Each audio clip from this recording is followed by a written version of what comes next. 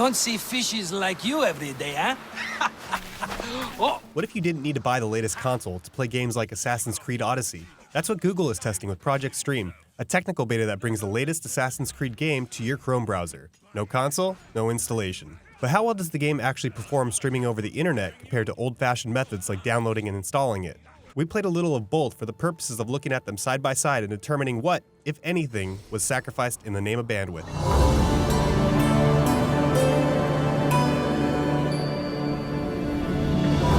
Google promised that Assassin's Creed Odyssey could stream at 1080p at 60 frames per second. But unlike streaming video, games require little to no latency, meaning they don't have the luxury of buffering. So unless you have flawless internet service, you're going to notice some performance dips.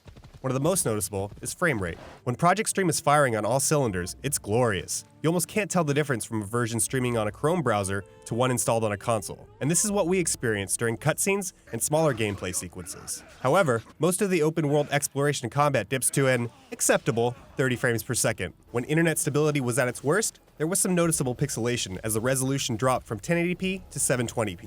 But those instances were not nearly as frequent. What about latency? Well, that never seemed to be an issue. Whether we were riding horseback, fighting handfuls of enemies, or soaring through the skies, the game's controls were responsive and never caused any issues during the time we spent playing. The Project Stream controls did feel a little less sensitive than the console version when using the joysticks to make small moves, such as walking, but it felt like personal preference as opposed to feeling like a limitation. We never expected Assassin's Creed Odyssey to perform better on Project Stream than on consoles, but it does have some advantages. For one, it's super easy to jump into the game, assuming you have fast enough internet to pass the connection test. Much like when you put your Xbox or PlayStation to sleep, the game resumes right where you left off when you return. This is especially helpful if your game is ever interrupted due to a lost connection. Load times also seem slightly faster on Project Stream. This was apparent when switching between Alexios and his Eagle companion. All in all, Project Stream delivers on the ability to play a blockbuster game like Assassin's Creed with near lossless quality. It seems like it would be a great option for people that like to game on the go without lugging a bunch of hardware around, but doesn't quite live up to the quality of gaming with traditional hardware. Yet. With some time and infrastructure, perhaps some of the kinks could be worked out, and we'll see support for things like multiplayer and 4K resolution.